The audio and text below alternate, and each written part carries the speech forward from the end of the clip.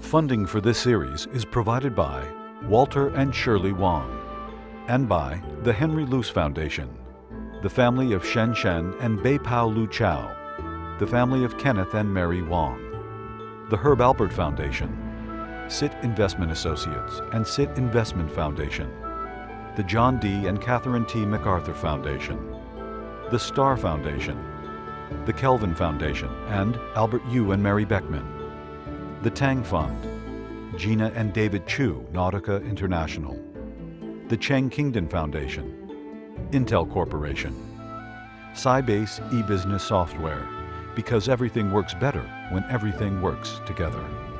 And by Mutual of America. For over half a century, people from all walks of life have turned to Mutual of America for retirement and pension products.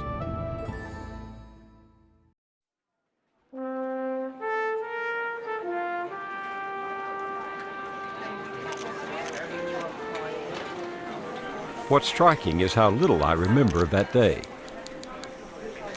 So much was afoot in the White House, so many bills were getting signed, that this was almost routine. On October 3rd, 1965, at about 1:30 p.m., we headed to New York's Liberty Island.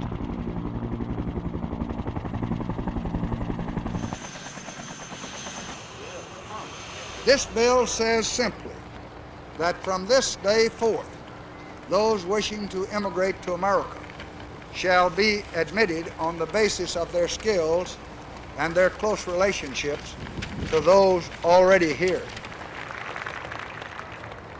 My job as press secretary was just to make sure reporters and camera crews had a clear view of LBJ as he signed a new Immigration Act into law. Actually, we didn't consider it such a big story. This bill that we will sign today is not a revolutionary bill. It does not affect the lives of millions. I remember as we left, the president put his arm around me, leaned over so no one could hear, and said, "Bill, if this was not a revolutionary law, what the blank did we go all the way to New York to sign it for?" It turns out he needn't have worried. None of us knew it at the time, or even intended it, but that bill would take racial bias out of our immigration laws. America had always thought of itself as white, despite its large black minority. Now, this would become a country of all shades and tints and hues. The law helped change the country's identity, the idea of what it means to be American. And another people would emerge from the shadows. Their story would take its place in the making of America. Maybe okay. I just wanted to tell you that this is the largest gathering of Chinese since the railroad was completed. Years later, we could see the immigration law was a turning point. No, the turning point. Once this last legal obstacle was dismantled, the Chinese were free to come into their own. The first day I stepped on the land of the United States, I talked to my wife and I said to myself, I'm free. I can speak freely. I can speak what I want to say. In this final program of our series, you'll meet just a few Chinese Americans, but through them, the experience of a modern American people, living the fears of the Cold War, the revolts of the 60s, the rise in immigration, and then a striking climb to the top rungs of American life, a climb that's been swift and at times painful. Vincent Chin's mother was crying because it sounded like people were saying there's nothing we can do. And I sat there and I raised my hand. This story will be told one person, one family at a time. Welcome, welcome. Because after the Second World War, and even more after '65, becoming American was less a legal drama than a human one, not fought in the courts or streets so much as the private territories of heart and home. I am an American, but I have to become an American to everybody else. Why? All the time. Why? I don't know. You tell me. You're the white guy.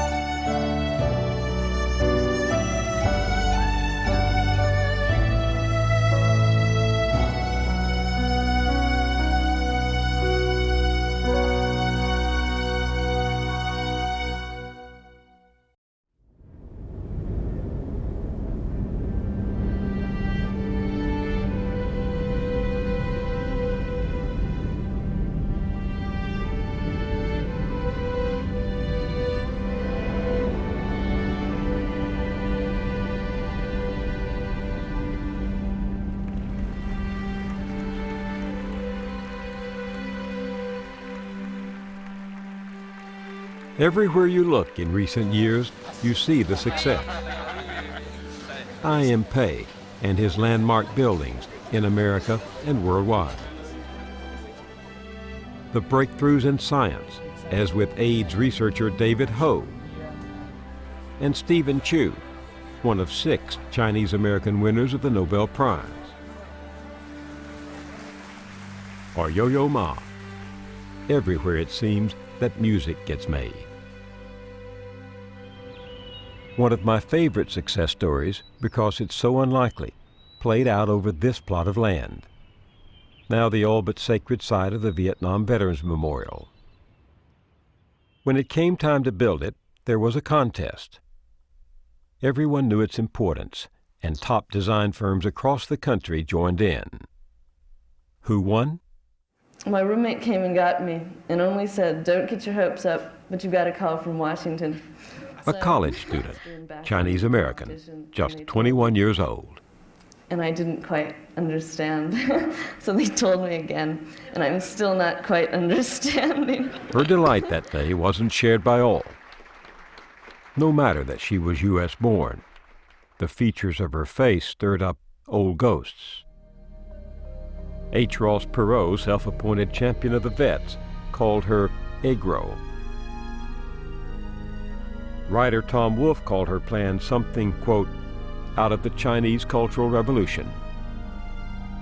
One Vietnam vet recommended adding an inscription to her monument, designed by a Gook. So was this another dispiriting tale of racism, or the opposite?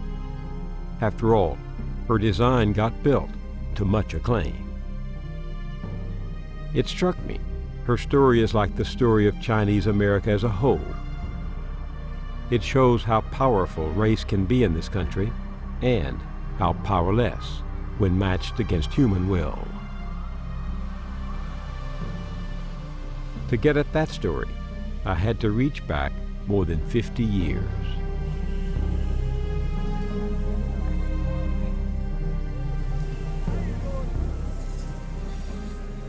Chinatown was small in those days, but I always noticed that when I walked down the street with my father, I must have been under the age of 10, other men would come across the street to say hello to my father, total strangers, shake his hand and then look at me and tousle my head or offer me candy or a cake or something. For many of them, of course, because they had children of their own in China, which they had not seen in years. And the sight of a child in Chinatown was remarkable at that time. Charlie Chen grew up in Queens, New York, the son of a laundryman. When he was a boy, the old Chinese America was very much alive. And he'd see it firsthand when his dad brought him to Chinatown. You still could find old Wagyu, Lo Wagyu, the old Toisan uncles who were still living in little apartments, some of them still 6 or 7 in an apartment where they had been for 20, 30, or 40 years. From the days when they first came over and trapped by time.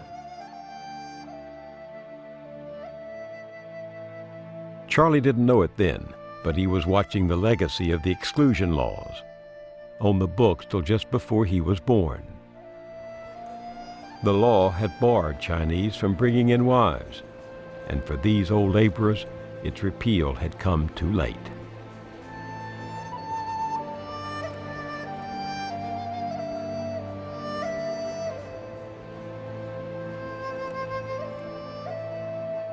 Charlie lived a few miles east, across the river, and there too exclusion had done its job. There were 4,000 kids in his high school. Just a handful looked like him. That would be myself, one young woman named Miki Shimazu, Filipino woman whose name is Aroka Kakahininan, and a young man named John Yang, a Korean American. You remember them all? Well, because I dated both of the girls, number one, and I was friendly with John. We had no other choice, really. There were very, very few of us here.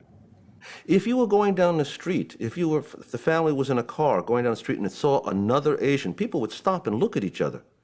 And sometimes tentatively would kind of come up and ask, well, are you Chinese? Because it was so rare to see other people outside of the confines of Chinatown itself. In the first blush of the 50s, Chinese Americans began to slip the restricted world of Chinatown or bypass it entirely to venture into the white world.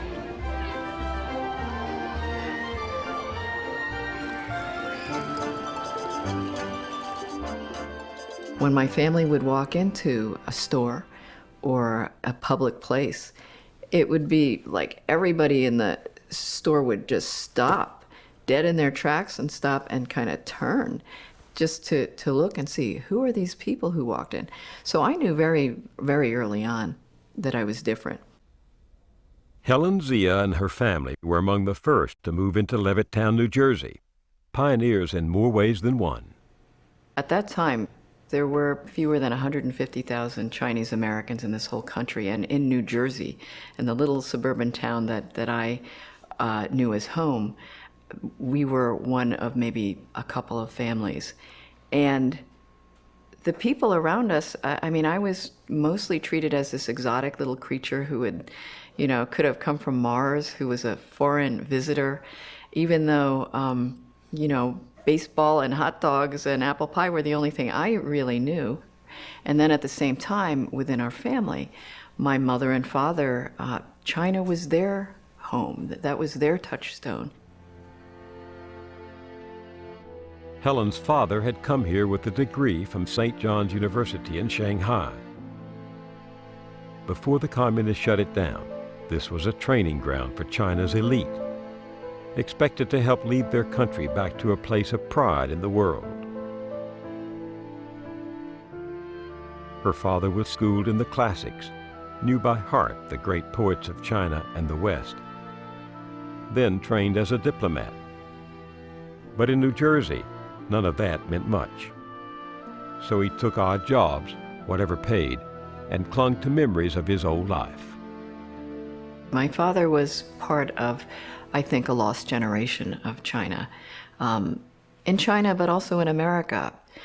A generation who was educated, who had imbued in their very spirit the idea that they could do something for China, his homeland.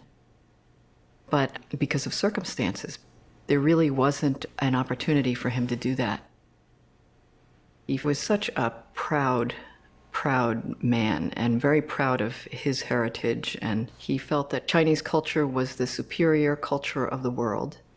He felt that Chinese as people, as human beings, were superior to whites and really just superior.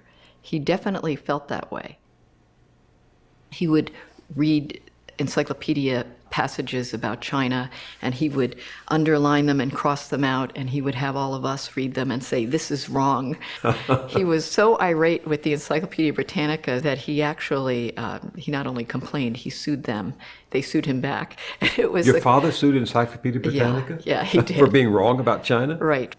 Sometimes we would have to sit through lectures that would go for hours about these things that my father was so upset about, and we would just be rolling our eyes.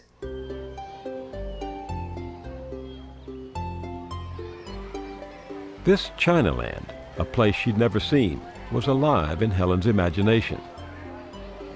But even more so was the land of her birth, the America she was now learning about in school and summer camp.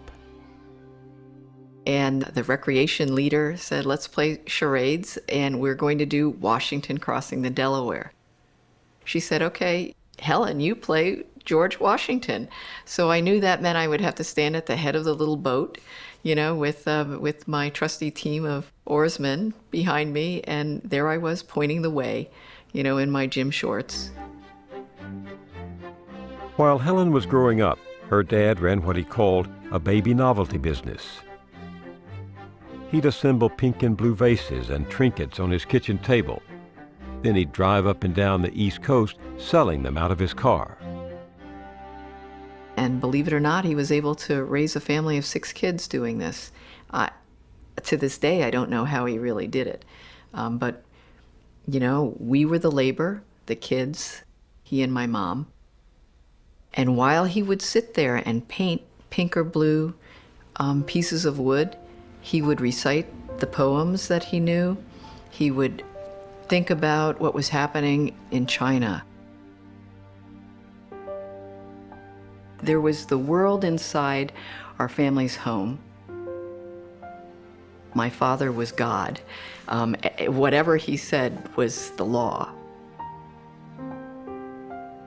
But in the outside world, when he would have to go do his business, and he would have to go sell these little pieces of wood and plastic toys that he would then have to go and almost, I felt his voice would change. He would be almost obsequious and fawning, and his voice would take a more of a high-pitched tone. And I would just see that and just feel that, just what a difference there was and what a shame there was.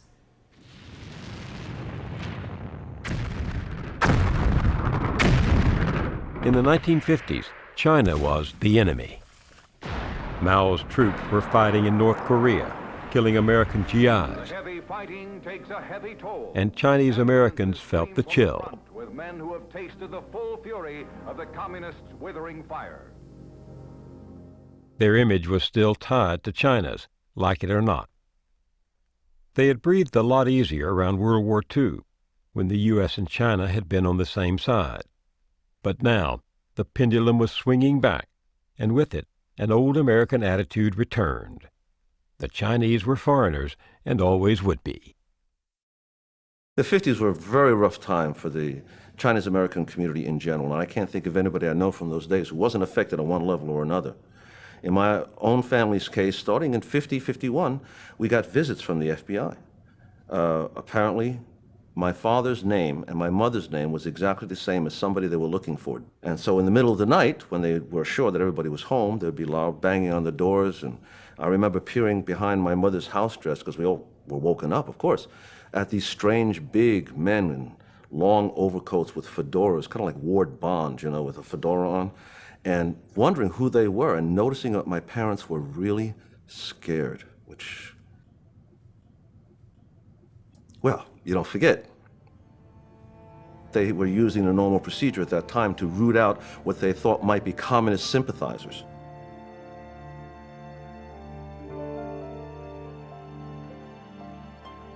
So one of the things my father wrote was a pamphlet that was called "The U.S. Got Red China All Wrong." He actually sent copies of it to many leading politicians at that time. There would be these weird clicks and noises and strange static on the phone line. Our mail would come to us delivered all sort of damaged and bashed up. And I had the impression that every kid's family's, their phone and their mail came, damaged, or that they had weird static on their phone like we did. Until one day, some of the neighbor kids, the kids we played with, came over and said, "Hey, what does your dad really do?" Because the FBI was over at our house asking about your father. And it was at that point I knew, that, oh, our dad's being watched by the FBI.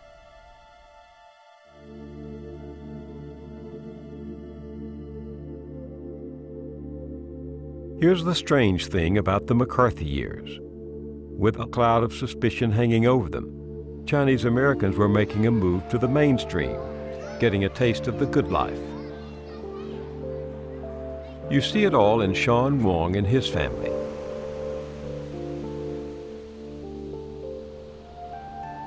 His dad was an engineer, yes, a Chinese engineer in America at a time when few could imagine such a thing. They lived in Berkeley.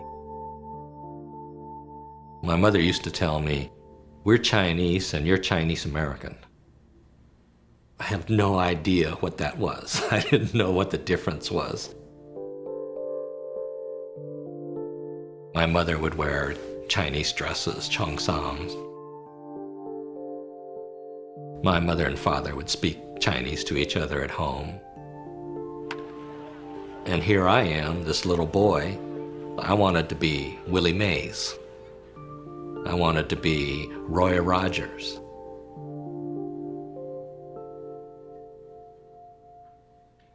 When I was young, I went to a lot of different schools. My family moved around a lot, so I was always the new person at the school. When I was in the second grade, my father took a job in Taiwan, working as an engineer for the U.S. Navy. And I'm enrolled in the American school there in Taiwan, along with a lot of other military kids. And I remember on the first day of school, we're waiting by the street, and I'm with my mother. And the school bus comes by, and we get on the bus, and all the kids in the bus who are all white start chanting, "No Chinese allowed on this bus." And the first thought that popped in my mind is that, oh no, it's okay, she's my mom. You know, I didn't think of myself as Chinese. I thought of myself as being just like them. I think I just had to figure it out on my own. Your parents always are telling you, be proud you're Chinese, you know? And of course, yeah, right, Mom. You know, that doesn't help me out in the schoolyard. I definitely grew up hearing every kind of taunt, and it would make me angry. Most of the time it wasn't like that. I had wonderful friends and neighbors and people I grew up with, but you never knew when something like that would happen. You never knew when somebody would yell at you, "Go back where you came from." They were doing what most kids do, fishing around for a model, trying to fit in. I remember in 1958 noticing that Cal had a Japanese-American football player. I'd never even heard of such a thing. And his name was Pete D'Amoto, his number was number 60, and he played left guard for the Rose Bowl-bound California Bears.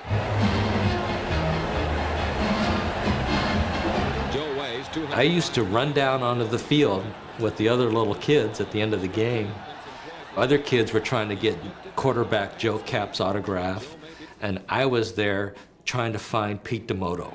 I wanted his autograph. I wanted to see if he looked Asian, you know, if he looked like me. Because here was some guy who was a football player, and that was something spectacular.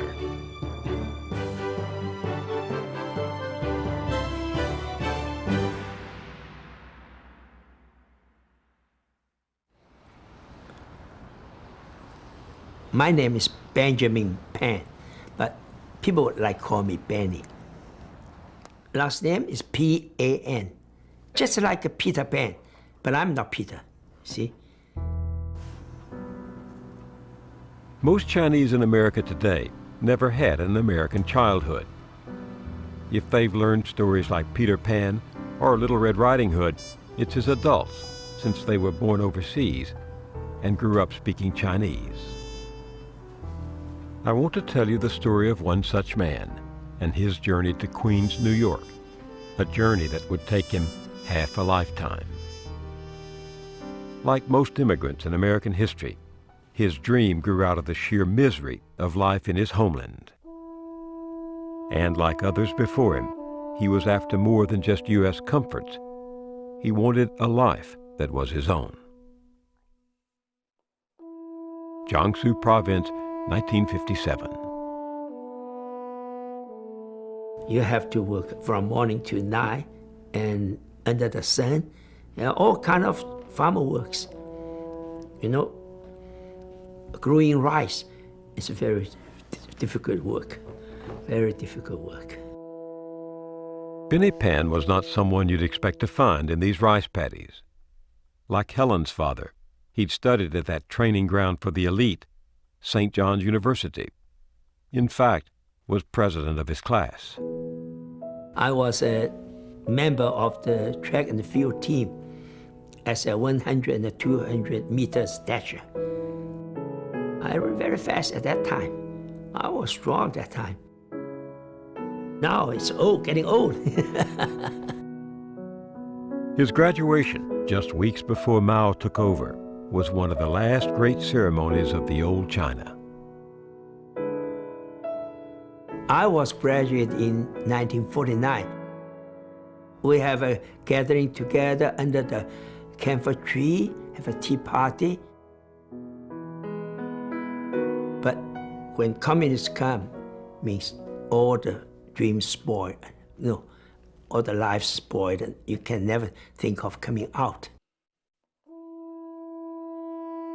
Communist rule would trap most Chinese. From a nation of hundreds of millions, immigration to the U.S. would drop to near zero. Benny, as the oldest son, felt he shouldn't leave. But he got his sister Deanna onto a train to Hong Kong as the borders were shutting down.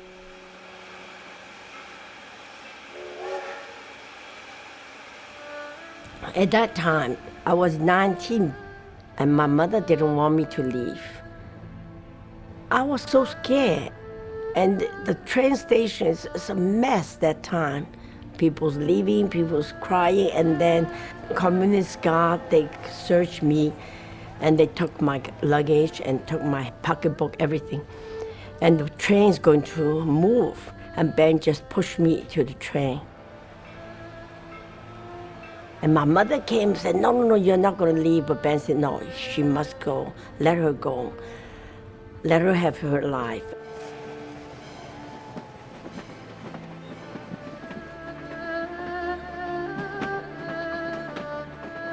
I look back and he's waving and then my mother's crying. That's all I can remember.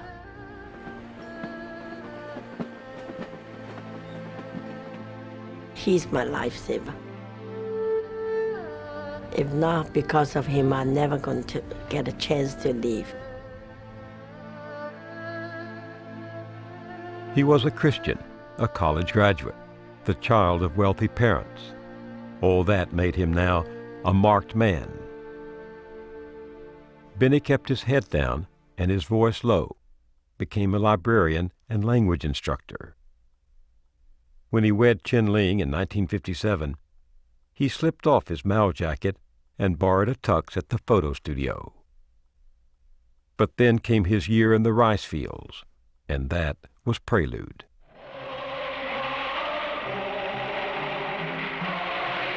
In 1967, as Mao's Cultural Revolution reached fever pitch, anyone with ties to the West could be denounced, held, interrogated.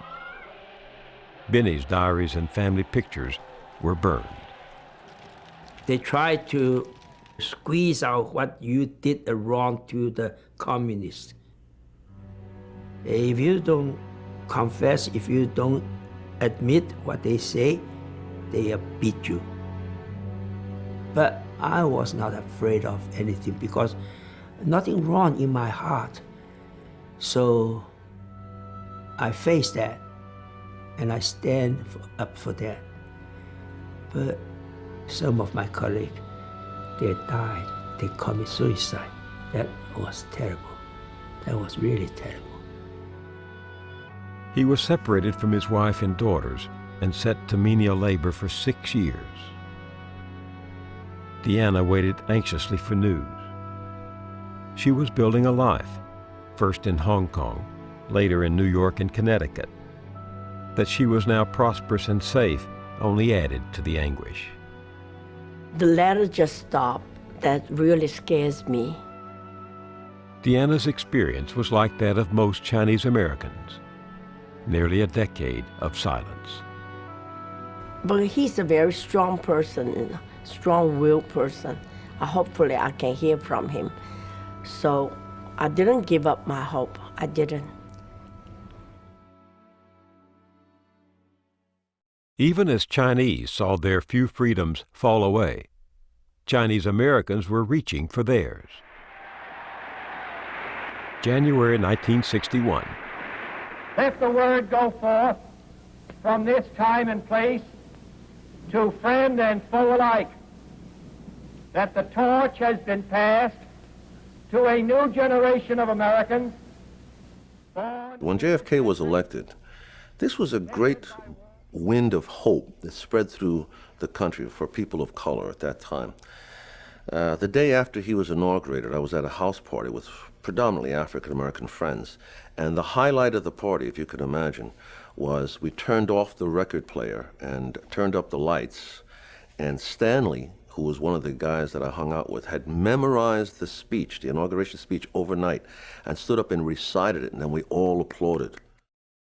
Charlie Chin was 17 when JFK went to the White House, and he knew he wasn't going to follow his father into laundry work to earn 3 cents per shirt. Like his friends, black and white, he expected more. On the weekends, we would go down to Greenwich Village, where all kinds of interesting things happened.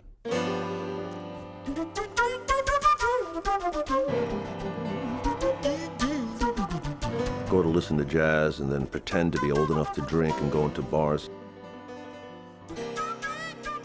And like everybody else, I got myself a black turtleneck sweater and a beret, and I learned to smoke Gauloises, cheap French cigarettes, and intersperse foreign words in my conversation just so I would sound more worldly.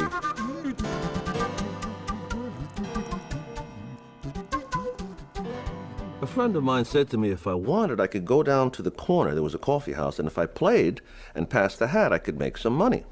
Well, I was pretty desperate, so I went down and I played, some Appalachian tunes and a couple of Pete Seeger kind of tunes. And then I passed the hat, and I made like $5 and change, and I thought, wow, this is the life for me.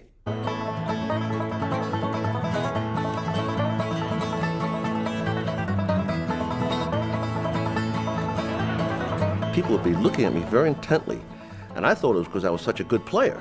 Now I realize, of course, that they were thinking, why is this Chinese guy playing the banjo? It was a great place to be when you're young. And young people were tasting for the first time intellectual freedoms, philosophical freedoms, political freedoms, yes, even sexual freedoms. Well, all of a sudden, being exotic now because I'm Chinese was a definite advantage. Well, it wasn't that much of an advantage, but it was a small advantage. It was almost on a lark that Charlie decided to go to Washington, D.C. on August 28, 1963. Ain't gonna let nobody load it. Turn me round, turn me round, turn me round. Ain't gonna let nobody load it. Turn me round, keep on a walking. Well, I myself marched on Washington the first time. If you were going to identify with somebody, who are you going to identify with? The people who had instituted unfair laws and discriminatory practices, or the people who were fighting to get them changed? And it was pretty obvious if you had a brain in your head that you had no choice. You had to identify with the people who were fighting discriminatory laws, fighting injustice. The laws and norms were all being revised. Helen was no more insulated than Charlie. There was a moment when I was in the high school schoolyard with my friend Julie, who was white, and my friend Rose, who was black. And the three of us, white, black, and yellow, were standing there talking about civil rights. And then one of my friends turned to me and said, "You know, Helen, you've really got to decide whether you're black or white." And I was dumbstruck. That just shut me up completely. I just thought, well, but I'm not black, and I'm not white. I'm something else. But at that time when I was in high school, there wasn't a something else.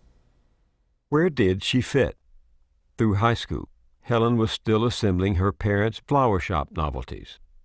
But when she applied to college, Princeton offered her admission, all tuition paid. My father was very proud that I had won this scholarship. But when it came time for me to actually get him to sign the registration papers that every parent has to sign that says it's okay for my kid to go to your college, I went into the kitchen, I brought him the papers and a pen, and he put the paper down, put the pen down and said, no, the proper place for an unmarried Chinese daughter is to stay at home with her parents. And when he put that pen and paper down, I saw my future was slamming shut in front of me. And it was that point in time where my father was, he was God in our family. I had never knowingly disobeyed my father once, until that point. I was 18 years old, and I said, I slammed the table and I said, no, I'm going to college. And he took one look at me, didn't say a word, picked up the pen and signed the paper and walked out of the room.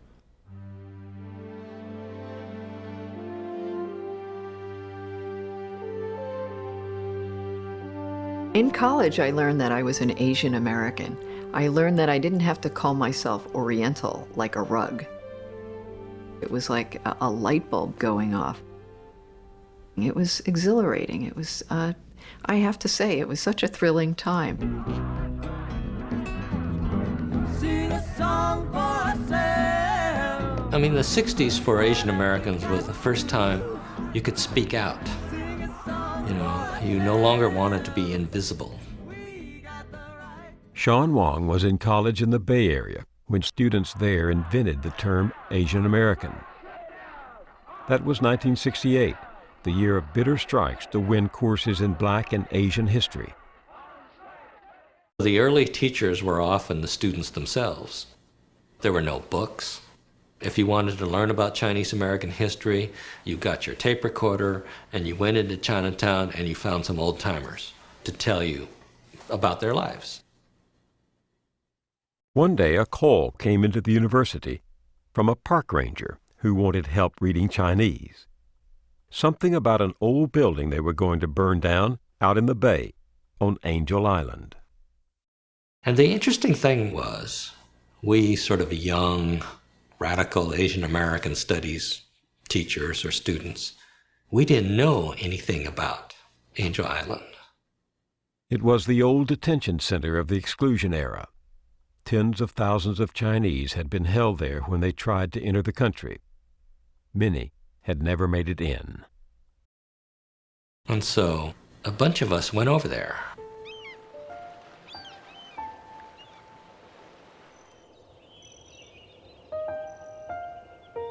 And we walked in the building.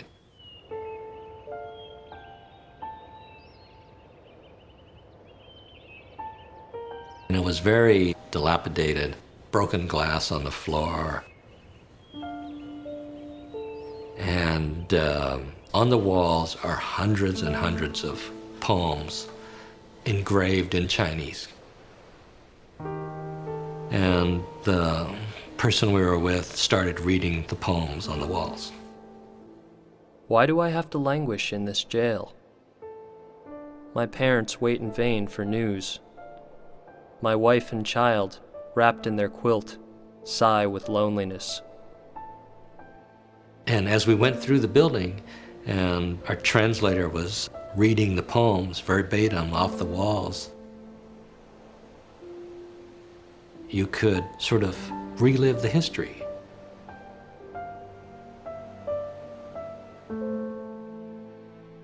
We were in there discovering the history that gave us a sense of who we were and gave us a sense of place in America.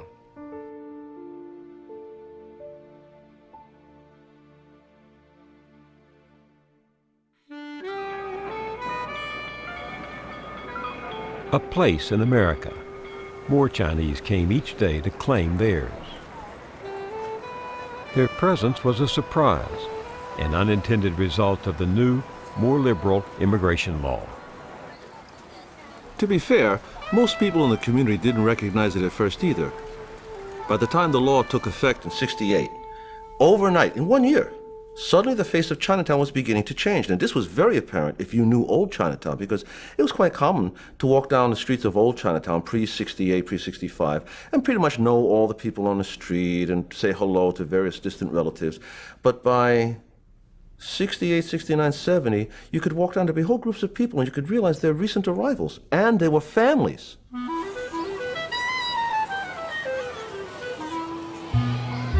They weren't necessarily people who came from farms and small villages. They were coming from more urban areas. They were coming from Hong Kong. These people were more sophisticated, more knowledgeable, certainly than the people of my father's generation who were literally raised in feudal China, or just the post-period of feudal China. So it changed everything, and by the early '70s, it exploded in Chinatown.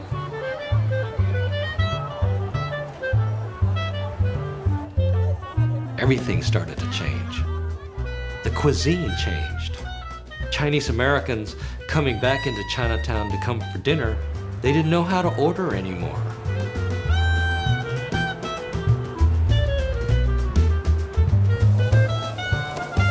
People began to arrive who were skilled restaurateurs, who were professionals. They began to bring in food products and things we had never seen before. The different regional cuisines from Hunan, from Sichuan, from Shanghai. Whereas growing up, all there was Chinese American food, chop suey.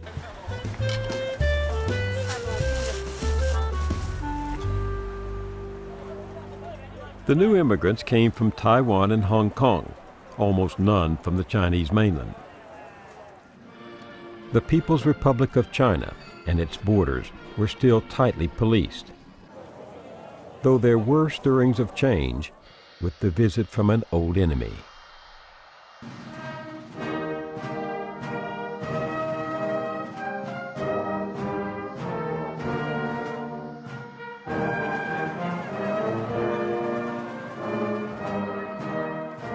When Nixon came to China in 1972, that's still in the Cultural Revolution. Like thousands of others, Benny Pan still lived under virtual house arrest. I was specially advised not to leave the school, not to go back home, not to go any place. I didn't know why at the beginning. Later, some of the communists told me, because you can speak English.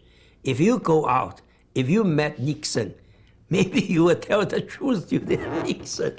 Well, I don't think I can meet Nixon that time.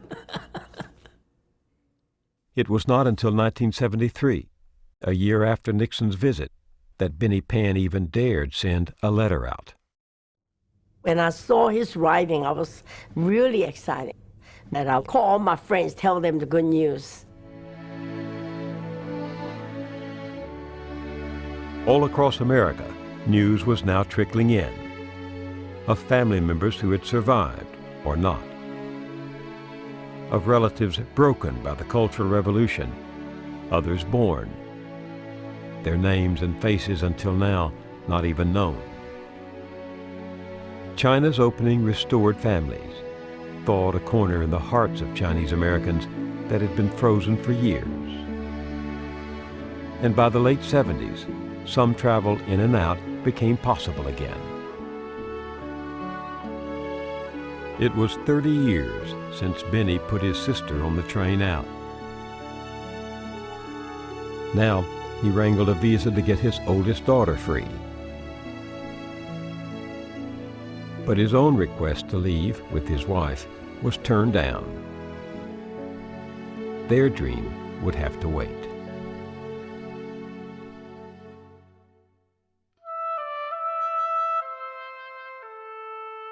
Helen Zia graduated in Princeton's first class of women, breaking a 200-year tradition. Her parents were elated when she was accepted to medical school, aghast when she dropped out. My father would write me letters that were so angry, and I'd pick them up, I'd open them, and I'd peek just to see the beginning of what he might have written. And some of them began with the salutation, "To my daughter, who is worse than my worst enemy." And then they would just go downhill from there. She didn't help matters by moving to Detroit to stamp out car hoods and fenders on an assembly line. But what happened in Detroit would change Helen's life and touch the lives of Asian Americans all across the country. In 1982, Detroit was a grim place. At the start of the new year, the U.S. Labor Department said Michigan's jobless rate was 14.9%, nearly double the national average. Time passed. Its cars couldn't compete with those coming from Japan, and the resentment of all things Japanese was palpable.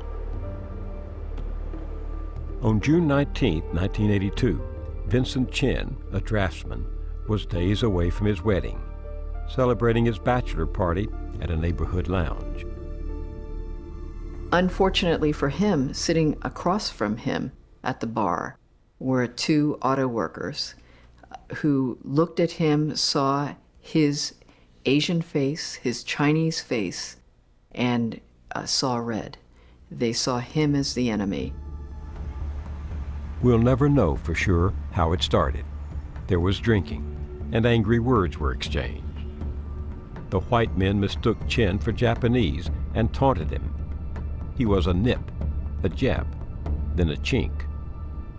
It's because of you, they said, that we're out of work. After a scuffle broke out, everyone was told to leave. Once outside, the whites stalked Chen, cornered him, then beat him with a baseball bat. 4 days later, he was dead.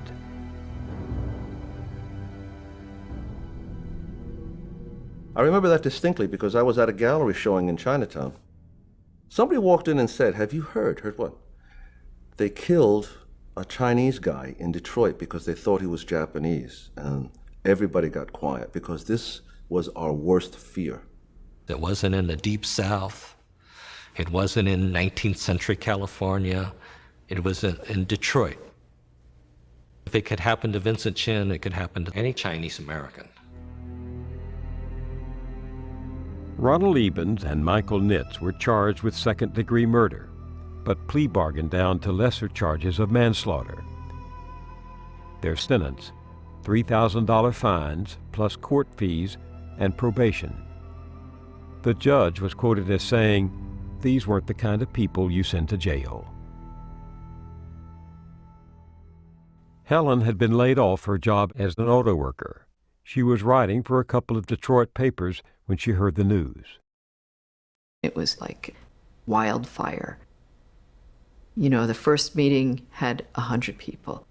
The next meeting had 200 people. The light sentences outraged much of Detroit and stunned the Asian community. But lawyers said there was little hope of changing them. Vincent Chin's mother was crying because it sounded like people were saying there's nothing we can do. And I sat there and I raised my hand. And I said, we have to let people know that we think this is wrong. We have to do something. Speaking up about this had everything to do with my experiences and the cumulative insults. All of the things that had built up, all of the things I had seen my parents subjected to, all of the bitterness that I could see my father carried with him because he was making baby novelties. All of those things came to me.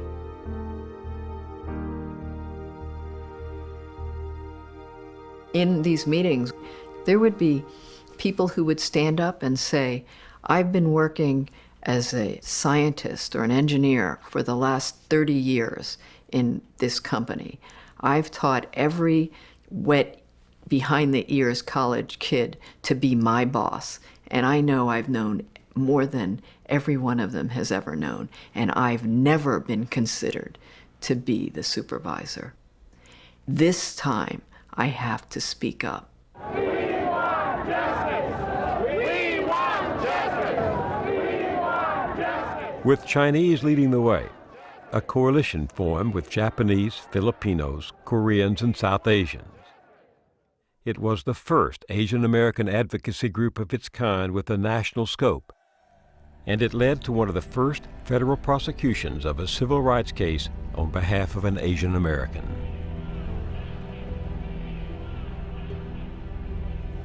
To have rallies and demonstrations and to be marching and talking about civil rights and about racism was something very new to Chinese Americans and to Asian Americans. For community people, for restaurant workers to shut down their restaurants for a day so that their waiters and their cooks and the family could go and participate in a march, that was unheard of. And that was how deeply people felt at that moment, how important it was, 100 years after the Chinese Exclusion Act, to say, 100 years have gone by. We don't have to accept this stuff anymore. When the federal conviction was thrown out on appeal, Lily Chen filed a civil suit and won. The men were ordered to pay her compensation. but most of it she never saw. They never served time in jail.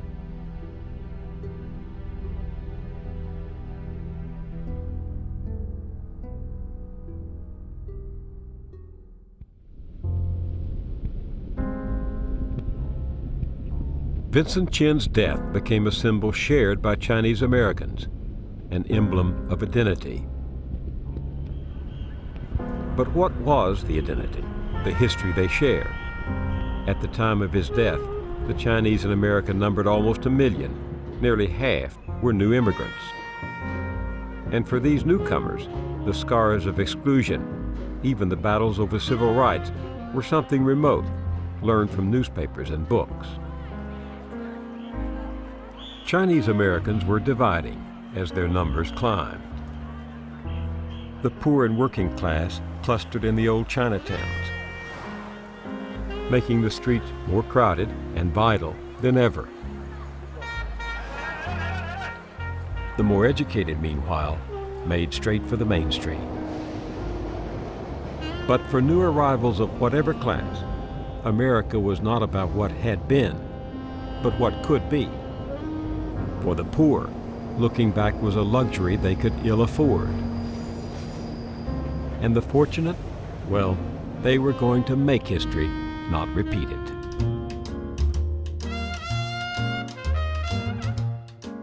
Jerry Yang is co-founder of Yahoo, one of the most recognized brands on the internet. He left Taiwan in 1978. I do remember leaving Taiwan, and it feels a bit like a dream. I was just about to turn 10. I remember landing in LA. You have lines upon lines of people trying to get through immigration. Everybody had their belongings with them, you know, black people, white people, yellow people, all coming in the country. Basically, we had everything we ever owned, you know, my mom and my brother and me and a few suitcases, and didn't really understand the language. You know, it was very much like a scene out of a movie. It's loud and it's noisy and it's big, everything is huge, and there's land everywhere and there's cars everywhere. And so that was the imagery that I remember of my first day in the United States.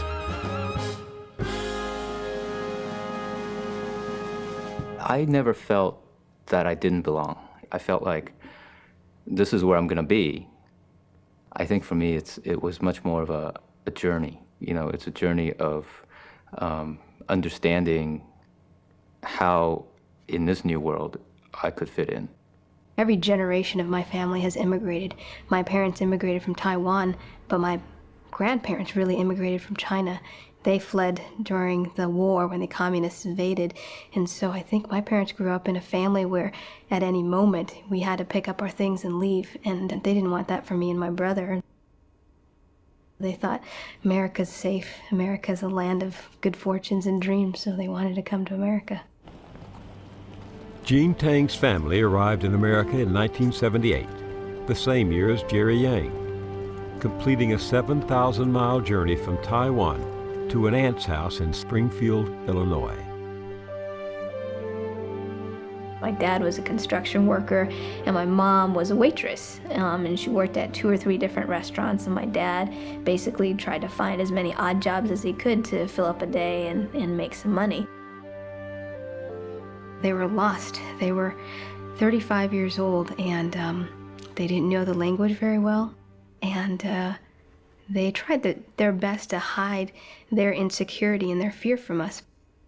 And so small things like going to the grocery store, not knowing where to buy things, or not knowing how to use a checkbook and write out, instead of 150, you have to write out 150 and spell it out. And so my brother and I would always be at the grocery store helping out my parents doing these type of things. In certain situations outside the home, you were the parent and they were the child.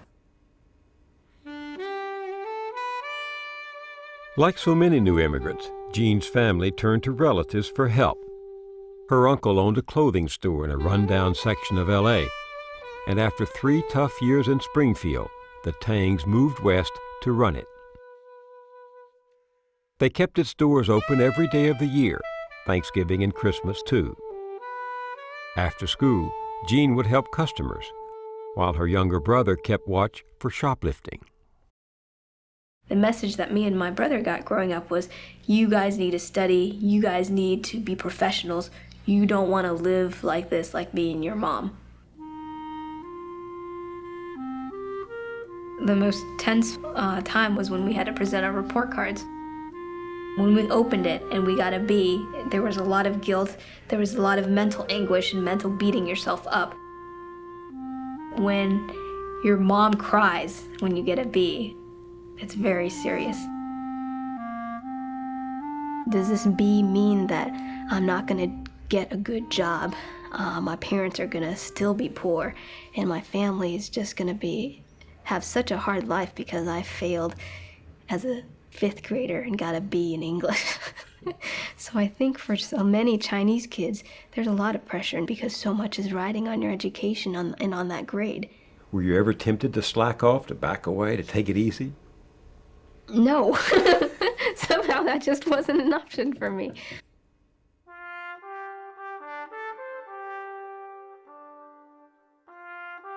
My mom used to tell us, you have to achieve, you have to. You have to be a doctor or a lawyer.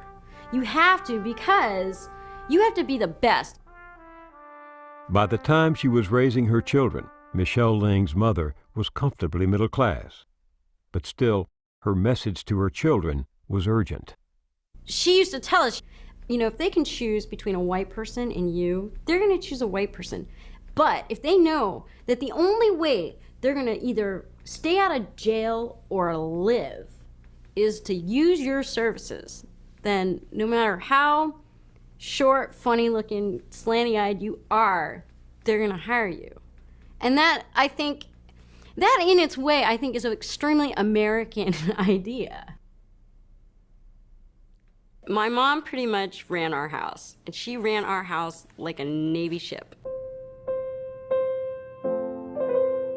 Michelle and her sisters were raised as model daughters. Well-mannered, respectful, devoted to school.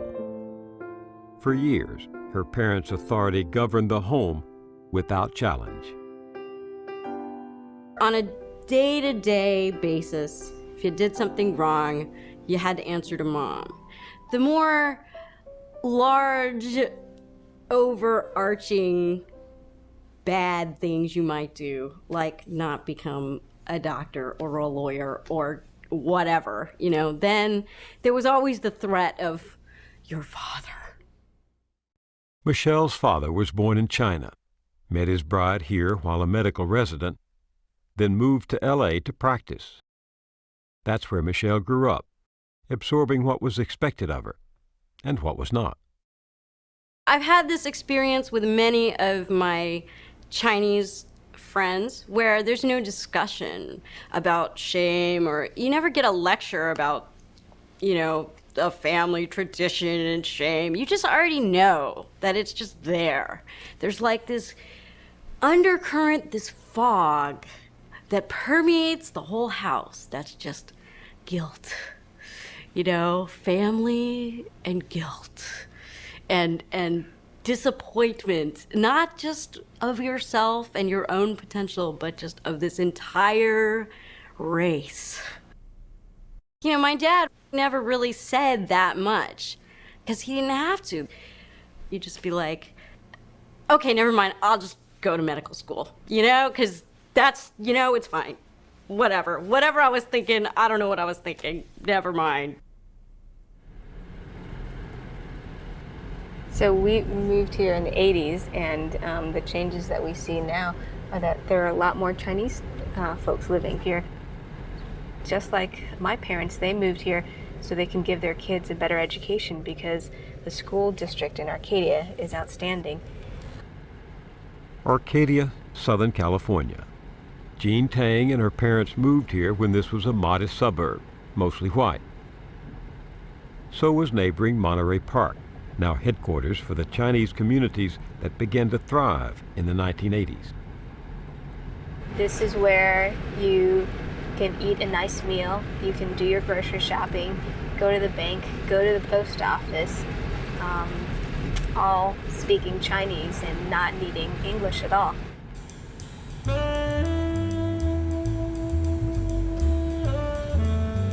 If you go to Charles Schwab, even the tellers are Chinese. If you think about the medieval ages and you think about the Lord's castle and the fiefdom, that the central point of the entire structure would be Ranch 99 or the Chinese supermarket. These communities are so tight that my parents have been here for 18 years and their English has not improved over time.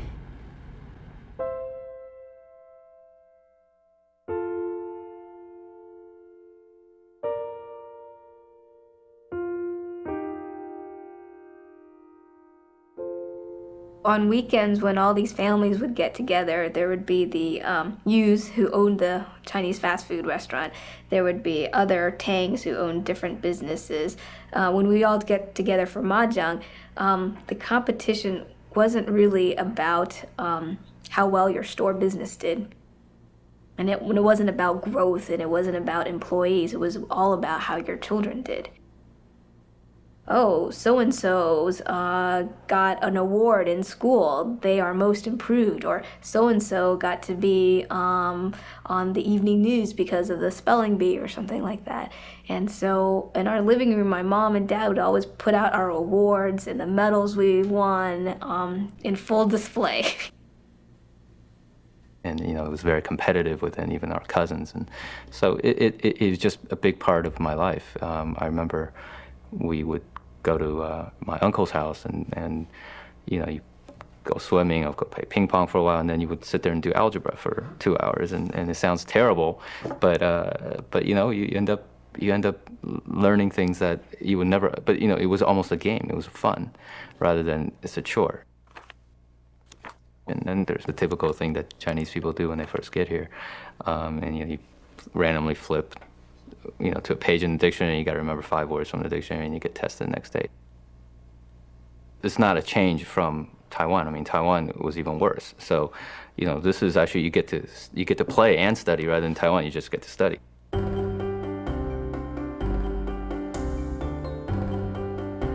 Math clinic, woohoo! That's what I need.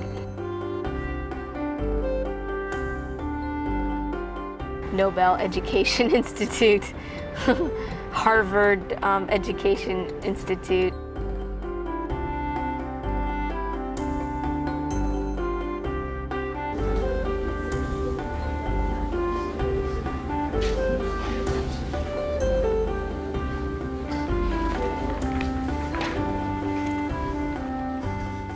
I think I occupy a very special spot in my family and community because I've done well. That would precede me in every place. So if we went to the barber shop or if we went to the supermarket, people knew about that and thought my parents did something right. And it wasn't until, I think, when I went to college, when one of my interviewers for a scholarship asked me, am I happy? Is this what I want to be doing? And I thought to myself, what a strange question. Strange? Strange in the sense that this was my job. These are the classes I needed to take. These were the grades I needed to get. But in terms of happiness, or is this really what you want? You know, that was almost secondary. My parents spent their entire lives working to fulfill that model minority, you know, vision.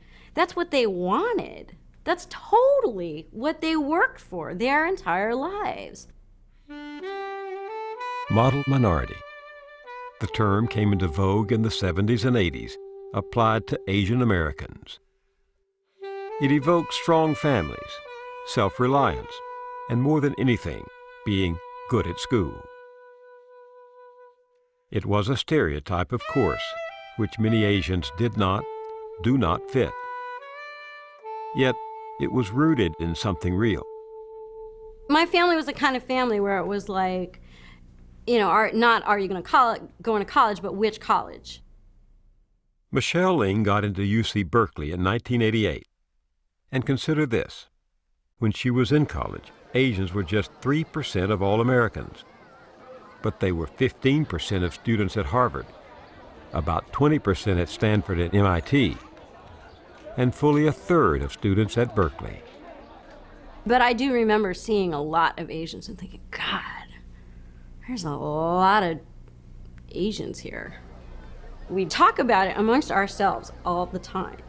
And this is like, white people don't know about this. But, you know, there's names. There's FOBs, fresh off the boat. There's ABCs, people like me, American-born Chinese.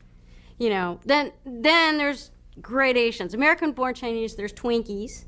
Twinkies? Or eggs. Twinkies? What are Twinkies? Yellow on the outside, white on the inside. And I guess that's the thing that I think most white people don't know, is that when you walk around Berkeley and you see that most of the people there, that the most prominent race on that campus is some Chinese or Asian, that we don't all think of ourselves as being the same. And that when I walk across that campus, I feel the same discomfort that you do. Even though you look alike. Yes.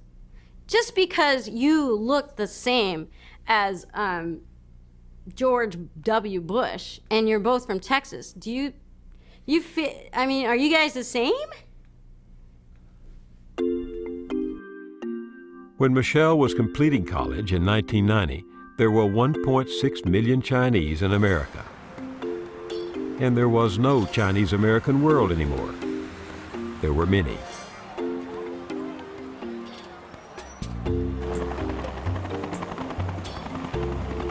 There were illegal immigrants trying to slip in undetected in the holds of ships.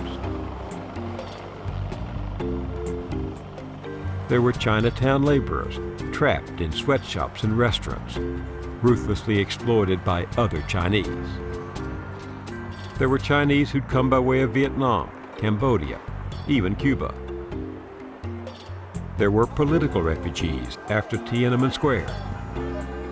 And on January 20th, 1990, there was one elderly man, visa in hand, his wait now over. When I got on the plane and to the United States, the first thing I thought of, why I was so old now. If I would be 40 years ago, that would be wonderful. But that's too late. But the second thought, well, I'm still lucky. A dream comes true. I'd be in the United States. I stepped on the place I longed for a long, long time.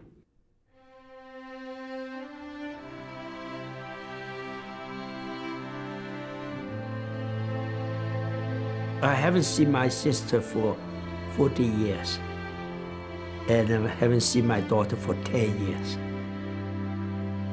He looked around the airport and he's so happy.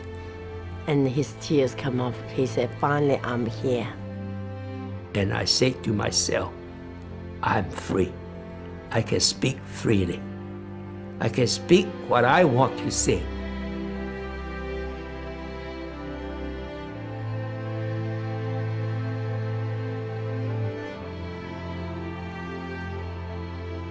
So we try our best to find some job to do.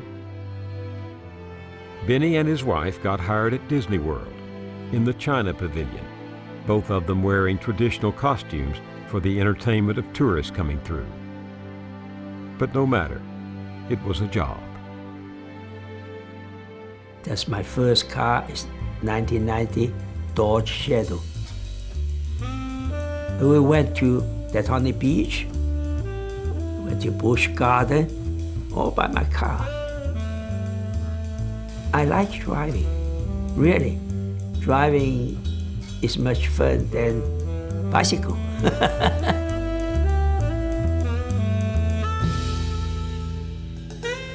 By the 90s, Chinese-American success stories were everywhere, none more prominent than Jerry Yang's.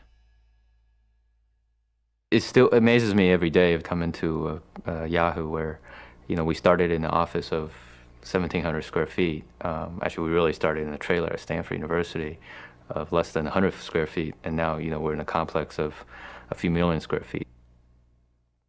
For all its booms and busts, the internet revolution changed America. And the Chinese proved as important to it as to the railroad a century before. A fifth of all the tech startups in Silicon Valley in the 90s were Chinese or Chinese American owned.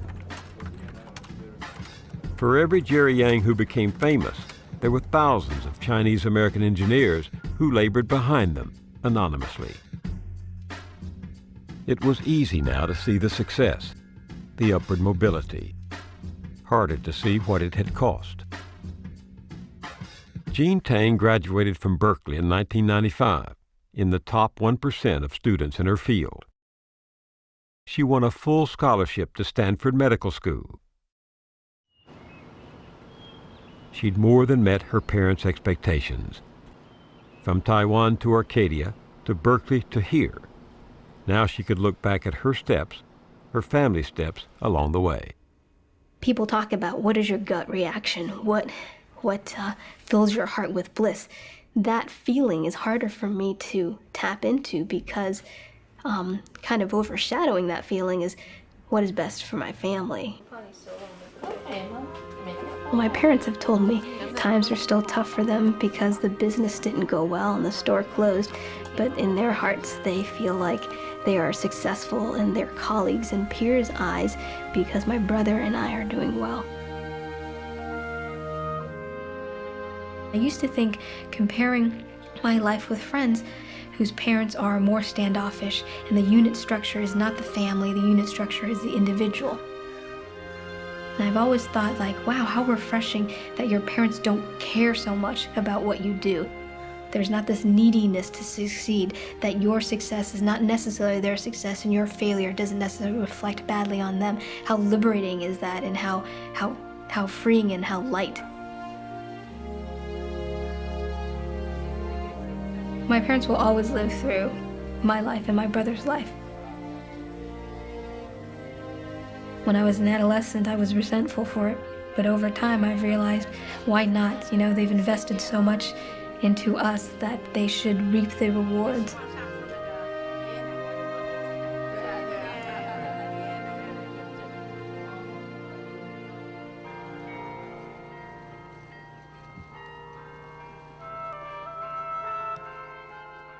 Michelle Ling's family was taken aback when suddenly she announced she was stepping off the model minority track after being groomed for it all her life. She didn't want to be a doctor or lawyer. She wanted to write. She hated to disappoint her parents. She had a life to lead. My family is the most important thing to me, absolutely. And my parents' approval has always been of tantamount importance. Whether I like it or not, it has always, I mean, to this day, when I think about it, trying to find out if I can make my dad proud of me before he's, you know, dead is important. It brings me to tears to think that I could be, you know, not as successful as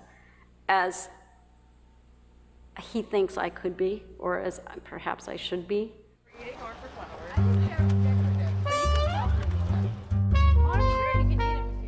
Chinese, Chinese American, model minority, dutiful daughter. All these identities. But when it came to stitching them together, Michelle was like any other American, on her own. I think that the Chinesiest thing about me is that I eat chicken feet. They're feet, make no mistake. They look exactly like a chicken foot. The fact of the matter is they taste good. They're kind of good. I wouldn't eat them every day, and I don't think I have to eat them every day. So what does this have to do with the American dream? That is the American dream, that I get to eat Chinese chicken feet when I want, where I want, but I can choose not to eat them. And I can eat hamburgers if I want. I get to choose whether or not I want to be Chinesey or Americanized or black or white or whatever. You don't get to culturally. Okay, you don't get to choose your color. I don't get to choose my color, but I get to choose everything else. You get to choose your own identity. Yes, I get to compose my life one piece at a time, however I feel like it. Not to say that it's not difficult, and not to say that people don't balk at whatever I choose. Not to say that there isn't challenge all the time. But more than material wealth, you get to choose what you are, who you are. I left my home and my parents at the age of 21. In a family of 8 children, I was the youngest son. Little choice was left to me but to go to a foreign land. Oh, who will mourn the passing of this wandering Chinaman? Well, I'm a byproduct of the old Chinatown. I'm a byproduct of a Chinese-American community that existed before the 1960s, that saw the last of the Lo Wak Q, the old bachelor society.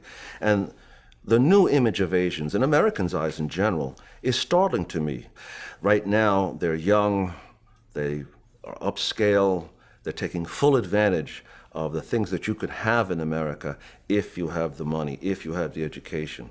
So it's wonderful, but for old-timers like me, there's always this faint little voice in the back of my head saying, yes, but never forget to be careful, never forget to be careful. Sean Wong was made head of the English department at the University of Washington in Seattle, where Chinese Americans in positions of influence became common. Hard to remember that he, growing up, had just one role model in the public eye, a lone Japanese American on the California Bears. One day, Sean received an unexpected phone call. There's this voice that says, "This is a voice from your past." And I go, "Who is this?" And the voice says, "This is Pete D'Amoto." And I said, I'm sitting there, I said, "What?" He says, "This is Pete D'Amoto." I said, "Number 60? Left guard?" And he goes, "Yep." And I said, "Wow." And I think the first thing I said was, "Can I get your autograph?" I said, "Why are you calling me?" And it turns out, and which I didn't know, it turns out that he's the chairman of pediatric dentistry at the University of Washington. And when he told me that, I remember the first thought that went into my mind was, oh, that's too bad. He's a dentist.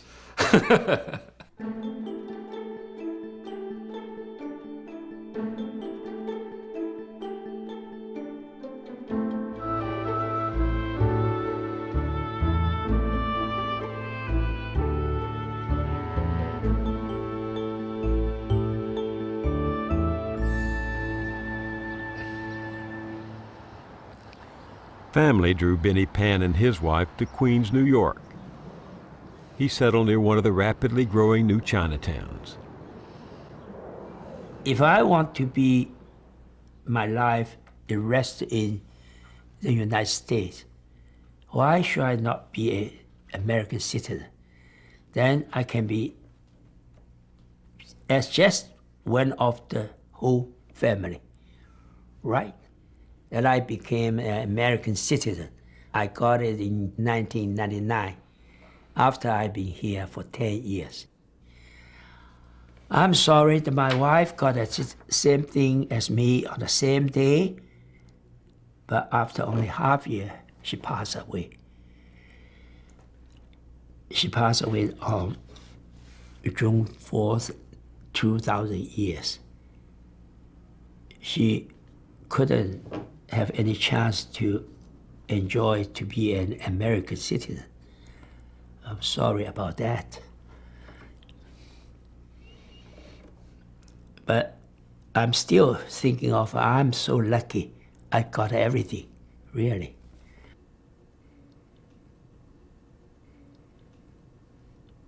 Toward toward the end of my father's life, I actually had an occasion to ask him what he thought about his kids, a dangerous thing for a grown child to ask a parent.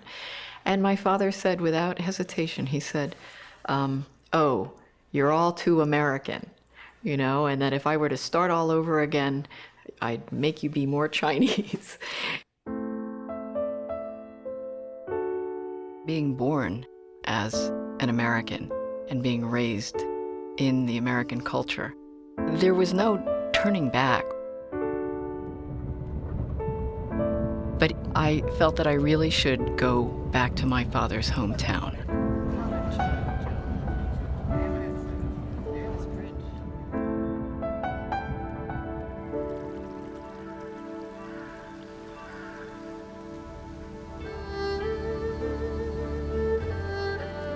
Being in Suzhou really gave me the sense that I was imagining walking where my father had walked. The spirit of not only my father, but generations before my father. That this is where some of my history and imagined memory lies. Hundreds of years before my family became American.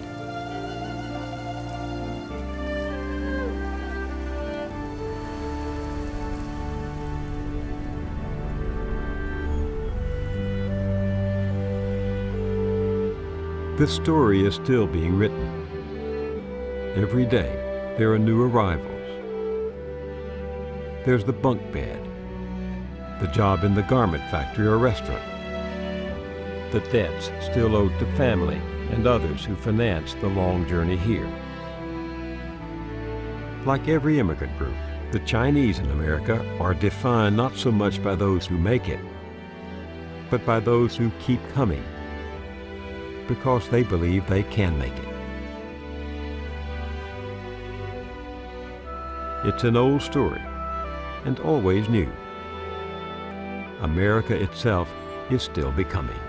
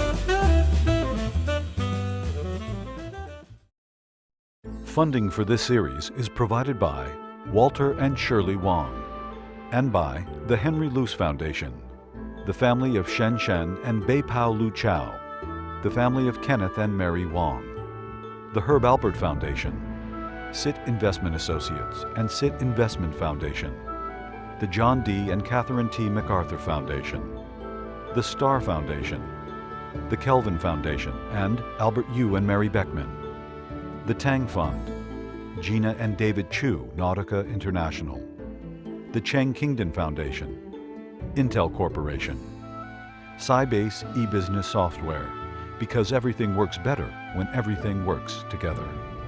And by Mutual of America. For over half a century, people from all walks of life have turned to Mutual of America for retirement and pension products. Becoming American, the Chinese Experience, continues on PBS Online at pbs.org.